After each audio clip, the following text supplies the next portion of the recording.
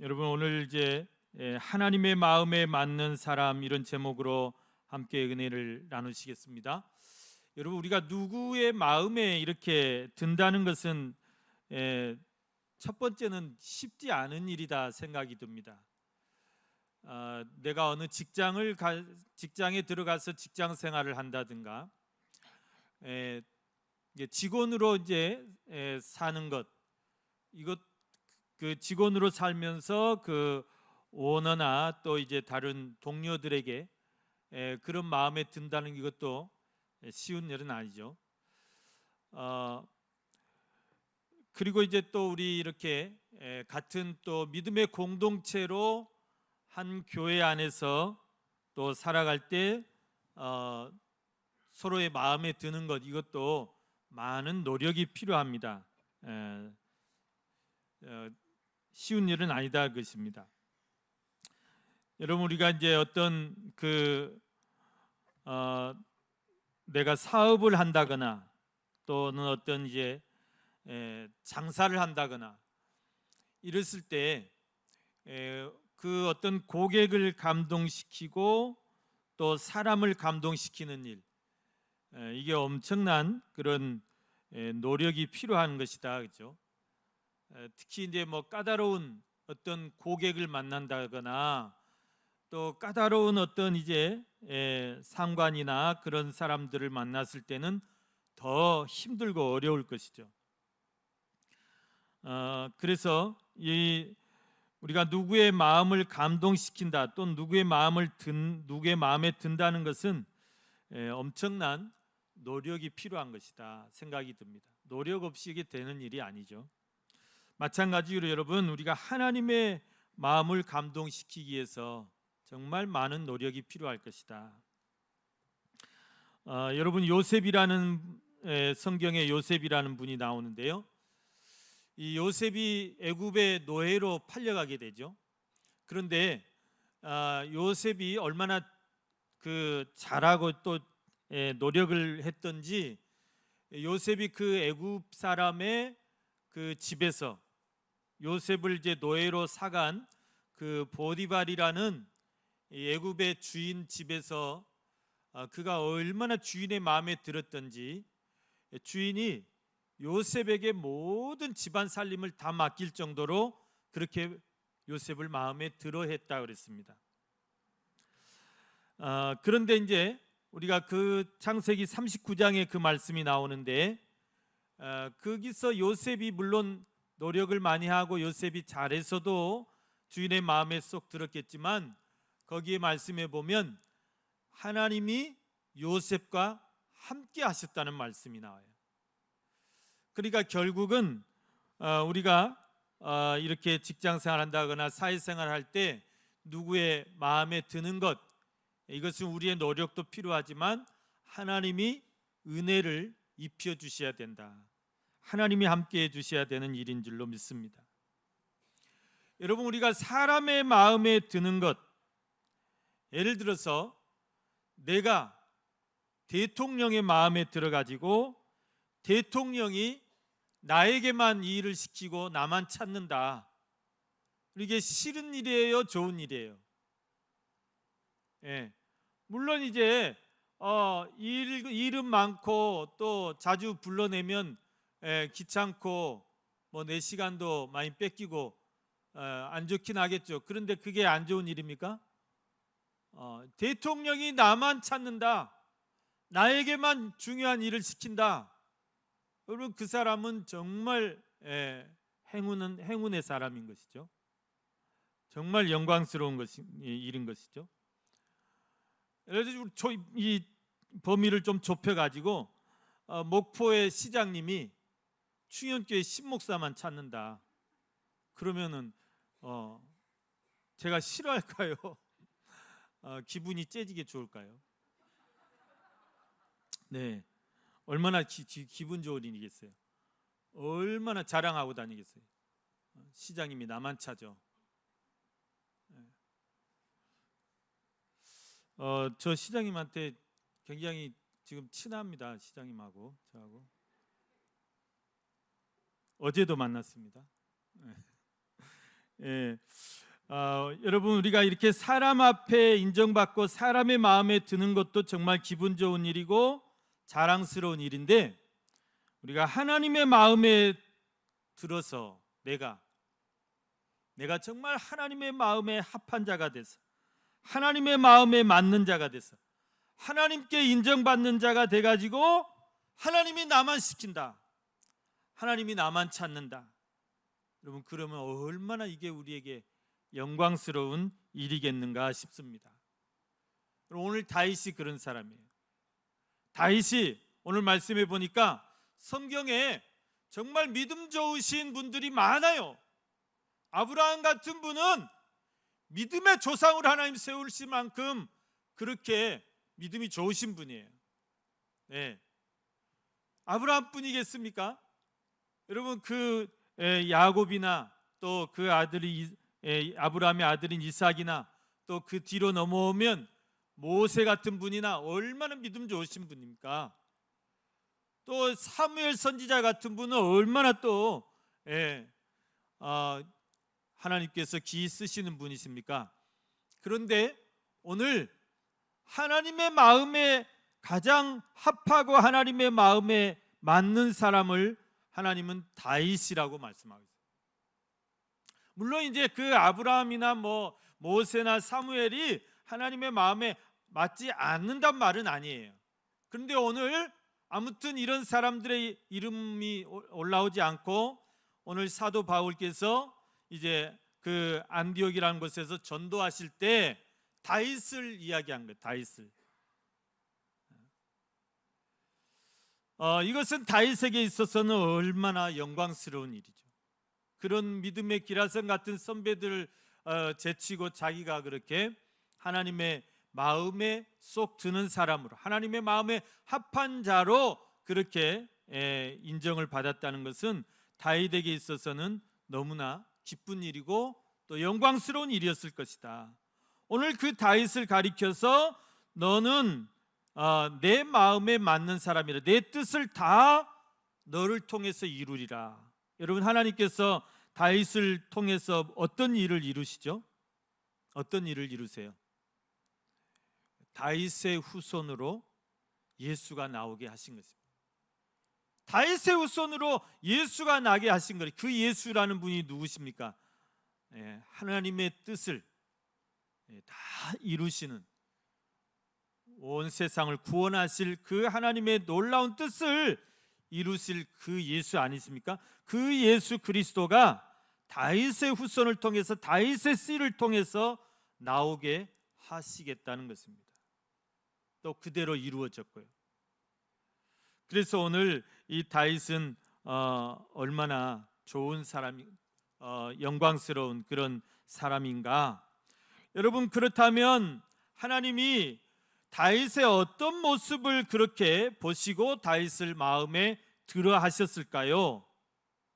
다윗의 어떤 모습을 보고 하나님이 다윗을, 너는 내 마음에 쏙 드는 사람이다, 너는 내 마음에 합한 사람이다, 내가 너를 통해서 이 큰 역사를 이루겠다, 이 복을 주셨는가?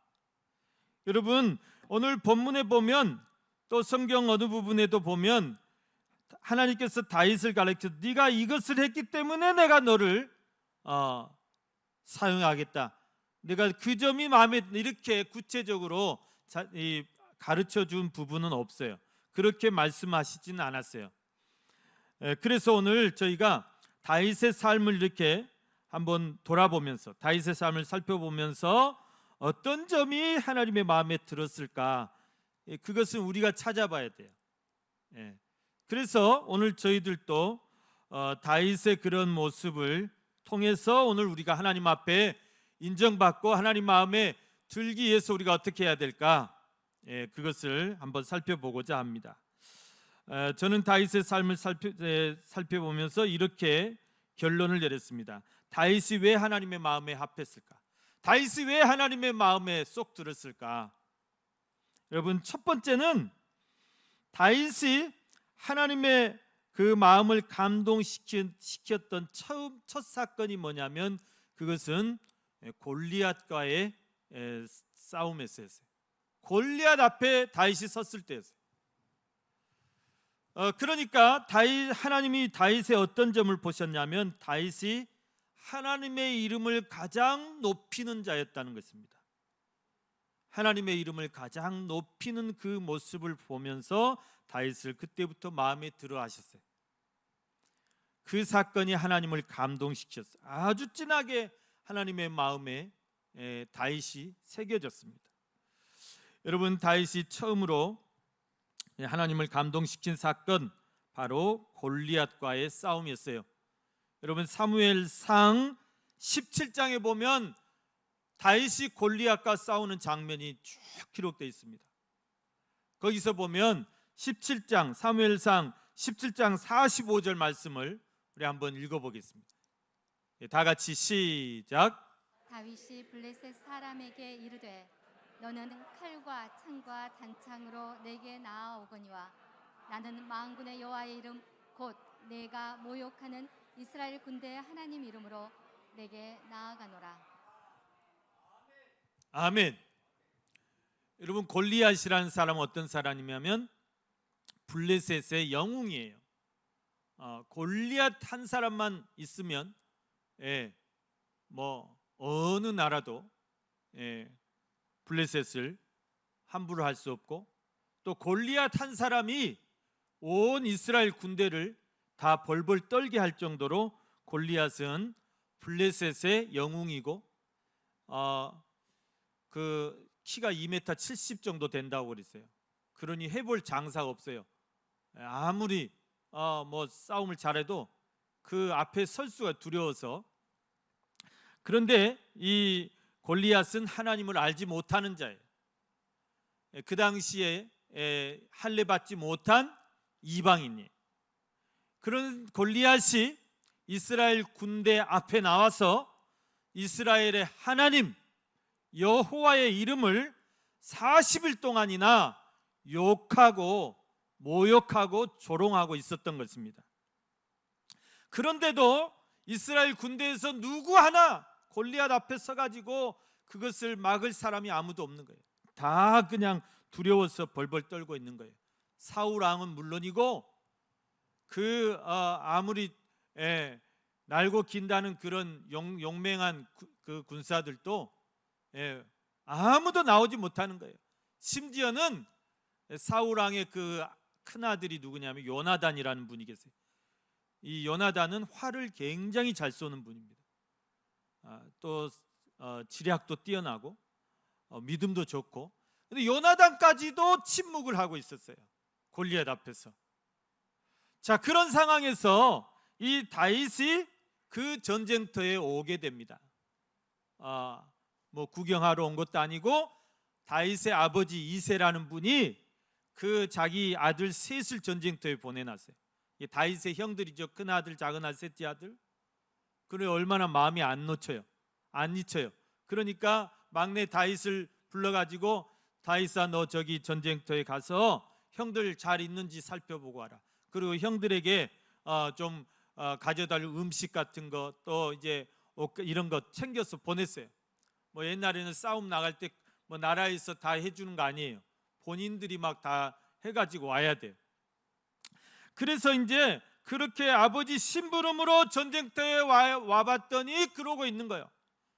40일 동안이나 저 할례 받지 못한 그 이방 골리앗이 감히 그 살아계신 하나님의 이름, 그 거룩하신 하나님의 이름을 망령되이 일컫지 말라고 그랬는데 40일 동안이나 조롱하고 욕하고 모독하고, 그런데도 아무런 말도 못하고 그렇게 있는 거예요. 여러분, 다윗은 거기서 화가 나서 참을 수가 없었어요. 여러분, 화가 나는 것은 잘못된 것이라고 그랬어요? 정상적인 것이라고 그랬어요? 두 번째 날 화가 나는 것은 지극히 정상적이라고 그랬어요. 그 화를 어떻게 다스리느냐, 그게 어떤 화냐에 이제 다른 거죠. 예수님도 성전이 더럽혀지고 성전에서 비둘기 팔고 장사하고 돈 바꾸는 그런 상인들 보고 예수님이 막 의분을 참지 못하시고 다 엎었다고 그랬습니다. 다윗이 바로 그랬어요. 다윗이 저 골리앗 앞에서 하나님의 이름을 욕하고 있는 그 골리앗을 참지 못했어요. 그 욕을 들으면서도 그냥 아무런 말도 못하고 있는 그 이스라엘 군대를 보고 또 참지 못했어요. 우리 다윗이 뛰쳐나갔다고 그랬습니다. 골리앗 앞에 뛰쳐나갔어요. 그때 다윗의 나이가 몇 살이었냐? 이제 막 20도 안 되는 나이였어요. 원래 이스라엘은 전쟁에 나갈 그 나이가 최소 20세, 만 20세부터 60세까지 칼을 들 수 있는 장정들이 전쟁터에 나가거든요. 그러면 다윗은 지금 전쟁터에 이제 나가지 못했던 것은 아직 20세가 안 됐다는 말이에요. 예. 그렇게 어린 이 다윗이 거기에 이제 심부름을 왔다가 그 의분을 참지 못하고 뛰쳐나가려고 하니까 막 형들이 난리야. 네가 전쟁이 지금 뭐 애들 장난인 줄 알아? 막 형들이 난리고 막 다른 사람들도 막 말리고. 그런데도 다윗은 그 의분을 참지 못하고 내가 죽으면 죽으리라. 골리앗 앞에 섰을 때 잘못하면 죽을 수도 있겠다 싶죠. 그 골리앗 손에 잡히기만 해보세요. 이렇게 다윗이 지금 잽싸게 피하고 안 잡혀서 만약에 잡히기만 해보세요. 나만 하겠습니까? 그러니까 목숨 걸고 나간 거예요. 다윗도. 그랬을 때 이 하나님께서 그 다윗을 지켜주시는데, 다윗이 그렇게 골리앗 앞에 섰는데 다윗이 어떤 무기를 갖춘 것도 아니고 또 골리앗처럼 완전 무장한 것도 아니고, 이제 사울 왕이 하도 다윗이 그렇게 기계가 가르쳐 가지고 자기 군복을 다 줍니다. 자기 갑옷을 다 줘요. 자기 투구를 다 줘요. 자기 칼을 다 줘요. 그런데 그런 것들이 다윗에게는 아무 소용이 없는 거예요. 몸에 맞지도 않아요. 사울은 키가 굉장히 큰 사람이었습니다. 사울 왕은 그 왕이 될 때 다른 사람들보다 어깨 위로 키가 더 컸다고 그랬죠. 그러니까 일반 사람의 키가 170이라면 사울 왕은 최소한 190 이상은 됐다고 말이에요. 그런 사람의 옷이 다윗에게 맞을 리가 없고, 투구는 막 헐렁헐렁하고 칼은 막 질질 끌리는 거예요. 그런 것 가지고 어떻게 싸우겠어요? 다윗은 다 이런 거 필요 없습니다. 그러면서 자기가 평소에 갈고 닦았던 물맷돌, 이 물매 하나 가지고 나간 거예요. 물매 하나 가지고 또 보니까 이제 골리앗이 다윗이 나오는 것을 보고 열받아 가지고 네가 나를 개로 아느냐? 막대기를 들고 나오게. 그러지 막 흥분했다고 그랬죠. 다윗이 그 양을 칠 때 사용하는 막대기 하나하고 물매 하나만 들고 나간 거예요. 우리 아이들에게 물매가 뭔지를 설명할 때 막 그림을 그려가지고 하려했더니 잘 안 돼요. 좋은 게 생각났어요. 너희들 쓰고 있는 마스크 그게 물매하고 똑같아. 물매라는 게 이만한 가죽대기를 이렇게 양끈을 이렇게 길게 해가지고 그거를 이렇게 그 가죽에다가 요만한 돌멩이를 이렇게 넣어서 그거를 새겨서 이제 돌려가지고 던지는 거거든요. 일종의 투석기예요.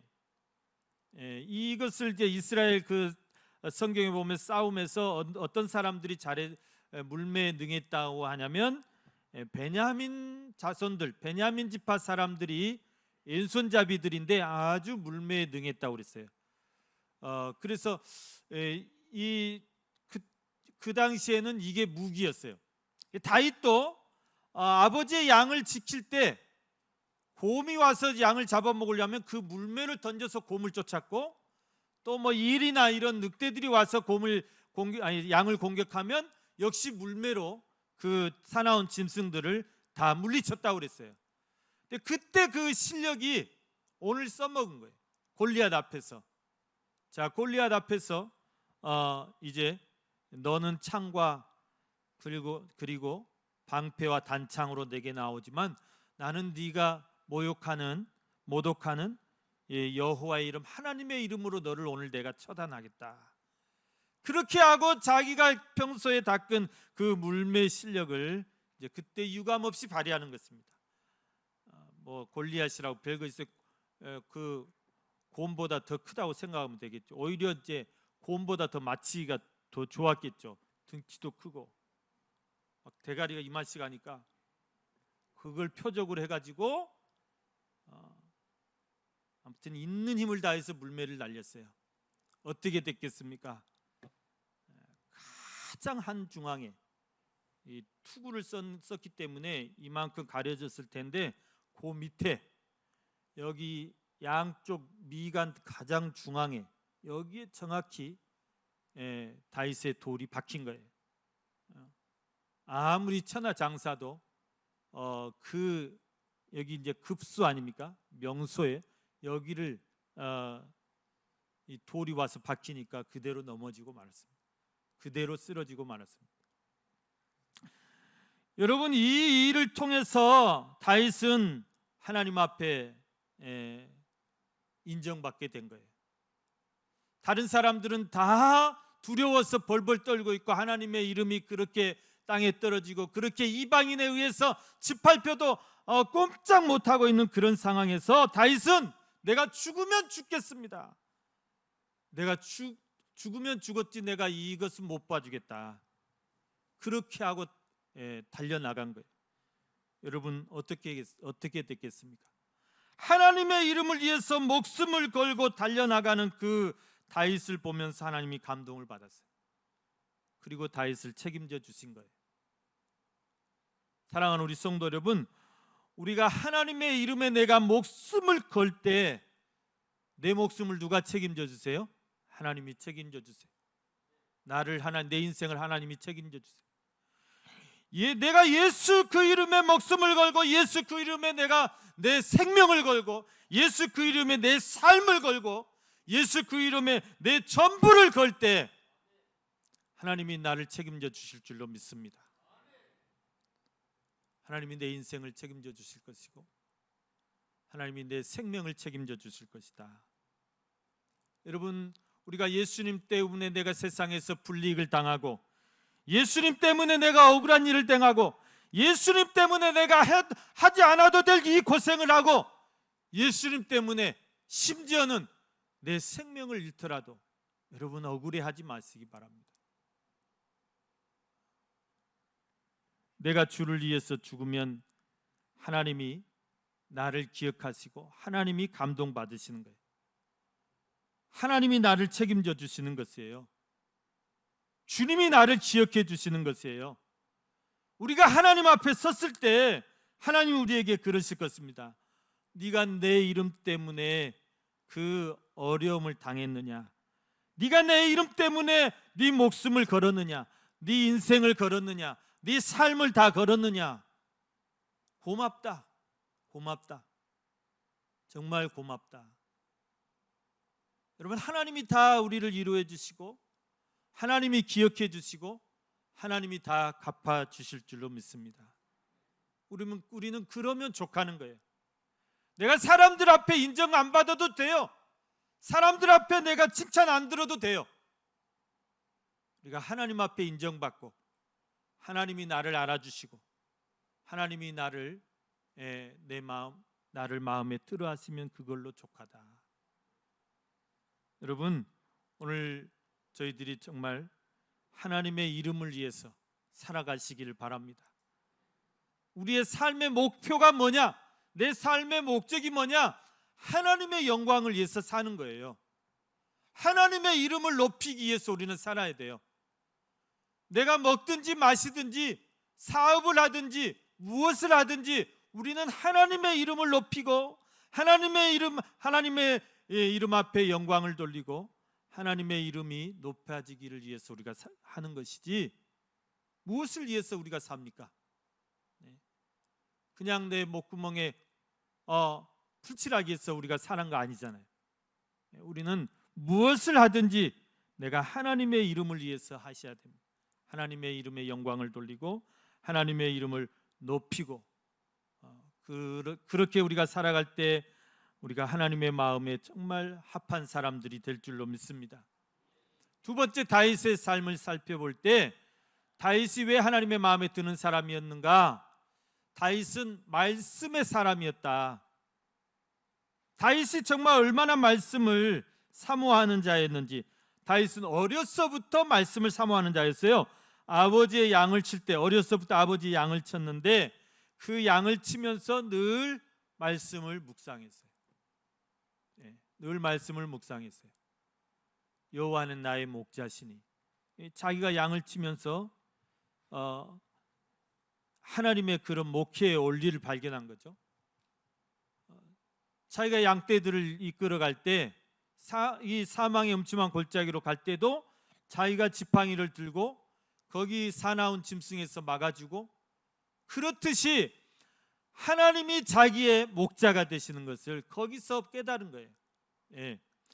이 다윗은 늘 말씀을 읽고 그 말씀을 깊이 묵상하고 또 그 말씀을 주야로 또 날마다 입으로 읊조렸다는 것은 암송했다는 말입니다. 여러분, 우리가 늘 말씀을 암송해야 돼요. 암송, 애워야 돼요. 그래야 이것이 내가 어려울 때 나에게 힘을 줄 수가 있어요. 다윗이 그랬습니다. 말씀을 늘 읽고 묵상하고 그것을 암송하고 늘 말씀의 인도를 받았어요. 말씀의 위로를 받고 말씀의 힘을 얻었습니다. 나중에 다윗이 골리앗 사건으로 인해서 사울 왕에게 미움을 받고요, 사울 왕에게 10년을 쫓겨다녔다고 그랬어요. 사울 왕이 그냥 시기 질투가 가득해가지고 악신이 들려가지고 그냥 병적인 증세를 나타내면서 다윗을 잡아 죽이려고 그랬어요. 그런 10년의 험난한 피난 생활, 도망 생활 가운데서도 다윗은 늘 말씀으로 위로를 받았어요. 말씀으로 힘을 얻었어요. 그러니까 다윗이 이 목동 때 애웠던 말씀, 목동 때 그가 묵상했던 말씀이 그때 힘을 발휘한 거예요. 다윗이 피난 생활하면서 많은 시편을 씁니다. 거기에 다 그 시편이 다 말씀이에요. 말씀. 여러분, 우리가 하나님의 말씀을 사모할 때 하나님께서 우리에게 그 말씀을 통해서 힘 주시고 위로해 주시고 지혜를 주실 줄로 믿습니다. 뿐만 아니라 다윗은 왕이 됐어요. 이제 하나님이 사울을 정리해 주시고 그리고 드디어 왕이 됐어요.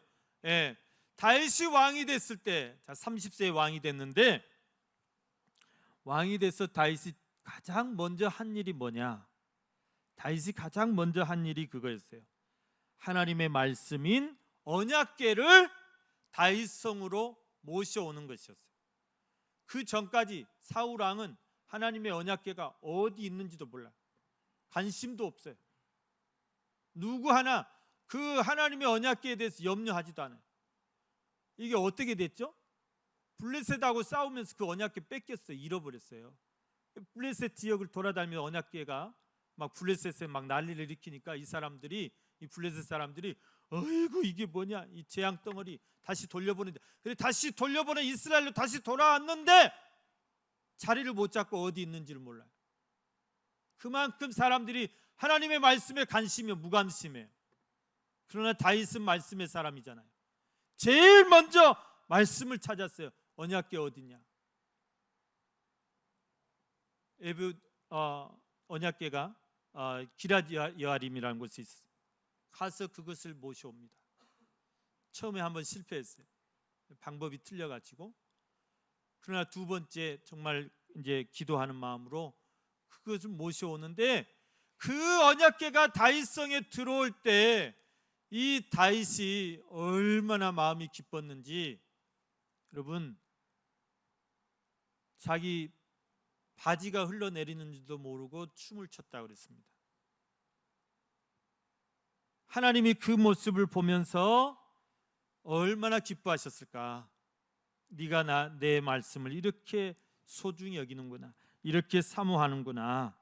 그래서 그것 때문에 더 다윗을 마음에 들어하셨을 것이다. 저는 그렇게 생각합니다.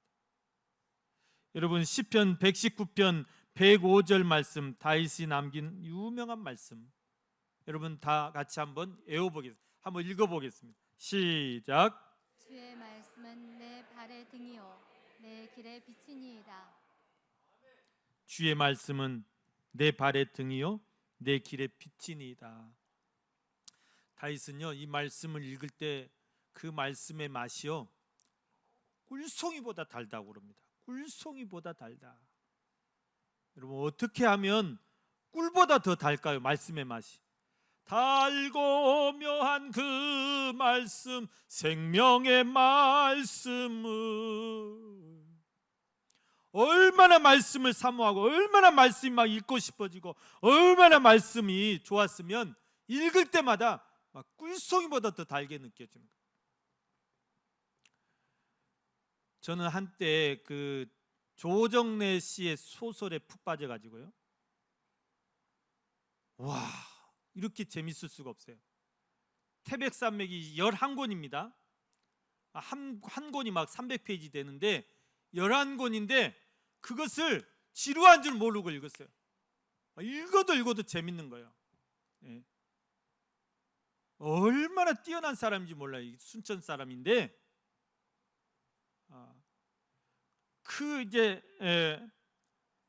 어떻게 이런 이야기들을 다 그렇게 상상해서 그렇게 써 내려갈 수 있을까? 그래 이제 그것에 푹 빠지니까 다른 책들도 막 이제 시대별로 써놓은 책들이 있어요. 그 끝나면 또 이제 뭐 한강이란 책도 있고 뭐 아리랑이란 책도 있고 다 막 전집 막 10권 막 넘는 그런. 근데 한 번 빠지니까 막 정신없이 읽어야 되는 거예요. 너무너무 재밌게 읽었어요. 여러분, 우리가 성경도 마찬가지입니다. 하나님의 맛을 한번 본 사람은 그 맛을 거기에 빠지면 읽을수록 재밌는 거예요. 읽을수록 알아갈수록 재밌는 거예요. 예. 여러분, 성경에 푹 빠지시길 바랍니다. 하나님의 말씀에. 우리가 하나님 말씀 가까이 할 때 하나님께서 우리를 가까이 하시고 또 우리를 마음에 드시고 또 우리에게 하나님의 뜻을 다 가르쳐 주실 줄로 믿습니다. 세 번째, 다윗이 하나님의 마음에 쏙 드는 사람이 됐다. 하나님의 마음에 맞는 사람이 됐다. 뭘 보고 그러셨을까? 저는 다윗이 정말 하나님의 하나님의 집, 성전을 사모하는 자였기 때문이다. 그렇게 판단을 합니다. 여러분, 다윗이 왕이 되었을 때 하루는 다윗이 왕궁에서 이렇게 거니는데 저기 밖으로 하나님의 성막이 보이는 거예요. 그때는 이제 성전이 지어지기 전이니까 그 모세에게 하나님이 가르쳐 주셨던 성막을 이제 예루살렘에 이렇게 지어놓은 거예요. 그러면서 어떤 생각이 드느냐, 문득 하나님 앞에 죄송한 마음이 드는 거예요. 야, 나는 이렇게 왕이 돼서 이렇게 호화로운 왕궁에서 이렇게 빛과 번쩍하는 대리석 같은 길을 걸으면서 이렇게 좋은 침대에서 이렇게 좋은 의자에서 이렇게 맛있는 음식을 먹으면서 나는 이렇게 호화호식하고 있는데, 나는 이렇게 잘 살고 있는데 하나님은 저 누추한 곳에서, 저 천막 같은 곳에서 저렇게 계시구나. 그게 문득 깨달아진 거예요. 내가 불효자식이다. 여러분, 만약에 제가 대통령이 됐는데 저만 혼자 청와대 들어가가지고 그렇게 폼 잡고 살면서 제 부모님은 저기 뚝방촌 같은 데다가 판잣집에다가 그렇게 모시면 그게 뭐가 되겠습니까? 그럴 사람 아무도 없겠죠. 다윗 생각할 때 내가 하나님을 사랑한다고 한 사람이 이게 뭐냐. 그래서 그때부터 정말 하나님을 위해서 내 왕궁보다 훨씬 더 멋진 성전을 지어드려야 되겠다. 그렇게 마음을 먹고 부지런히 준비합니다. 모든 것을 막 금을 막 물 쓰듯이 금을 얼마나 많이 모았냐면 솔로몬이 성전을 지을 때 모든 기둥이 다 금으로 발랐다고 그래요. 금으로. 그 정도로 다윗이 금을 모아놨어요. 성전 지으려고 대리석이면 대리석, 그 백향목, 그 목재면 목재 다 준비를 해놨어요. 그런데 하나님이 뭐라고 했습니까? 다윗아, 네 마음만 받겠다. 너는 전쟁을 너무 많이 했고 너는 피를 너무 많이 흘려서 네 손으로 이 거룩한 성전을 짓는 것을 내가 허락하지 못한다. 네 아들에게 내가 허락하겠다. 솔로몬이 여디디아라는 이 샬롬이라는 그 의미의 이름이에요. 그래서 솔로몬이 결국은 성전을 지어요. 누구 것 가지고? 아버지가 준비한 것 가지고. 자기가 준비한 거 없어요. 아버지가 다 준비해 놓은 거예요. 그래서 다윗이 그렇게 성전을 사모하고 그렇게 하나님을 위해서 좋은 집을 지어드리려고 마음을 먹었지만 결국은 그렇게 못하고, 그러나 여러분, 하나님이 무엇은 받으셨다고요? 다윗의 그 마음만큼은 받으셨다. 다윗은 정말 하나님의 전을 사모했던 사람이에요. 어느 정도 사모했느냐 여러분, 시편 84편 1절에 보면 같이 한번 읽어보겠습니다. 시작. 만군의 여호와여, 주의 장막이 어찌 그리 사랑스러운지요. 내 영혼이 여호와의 궁정을 사모하여 새악하며. 아멘. 만군의 여호와여, 주의 장막이 어찌 그리 사랑스러운지요. 여러분, 우리 충현교회 보면 사랑스러우십니까? 안 사랑스러우십니까? 유달산에 올라갔는데 저희 교회가 보이더라고요. 이렇게 저희 교회가 보여요. 노란 십자가가 보여요. 어떻게 그렇게 선견지명이 있으셔가지고 십자가 종탑을 노란색으로 하실 생각을 하셨을까? 노란 십자가가 보여. 저기 우리 충현교회다. 여러분, 주의 전을 사모하시길 바랍니다. 다윗은 얼마나 사모했냐? 내 영혼이 쇠약하며 그랬어요. 사모하여서 쇠약하며 상사병 걸릴 정도로 그렇게 사모했다. 앉으나 서나 교회 생각, 낮이나 밤이나 교회 생각, 교회 생각뿐이에요. 우리가 교회를 사랑해야 돼요. 이것이 여러분 하나님의 축복의 통로가 된 줄 믿습니다. 이게 구원의 통로고 은혜의 통로고 은혜의 샘이고 축복의 샘이고 말씀의 샘이고 생수의 강이 여기서 흘러나오고, 우리가 그 강물을 받아 마시고 살고 있고 그 은혜를 먹고 살고 있고 그 말씀을 먹고 살고 있잖아요. 이것보다 더 소중한 것이 어디예요? 한마디로 여러분 사모해야 돼요. 사랑해야 되고 교회 중심으로 사셔야 되고.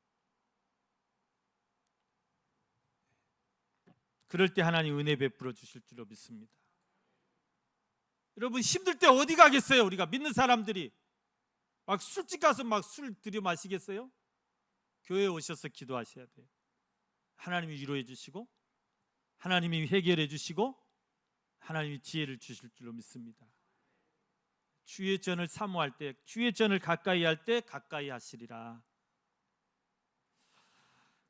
사랑하는 우리 성도 여러분, 오늘 저와 여러분이 다 하나님 마음에 합한 자들 돼가지고 하나님 마음에 정말 쏙 드는 사람들 돼가지고 하나님 마음에 맞는 사람, 내가 너에게 내 뜻을 다 이루겠다. 내가 너를 통해서 나의 선하신 뜻, 나의 온전한 뜻, 나의 기쁜 뜻을 너를 통해서 이루겠다.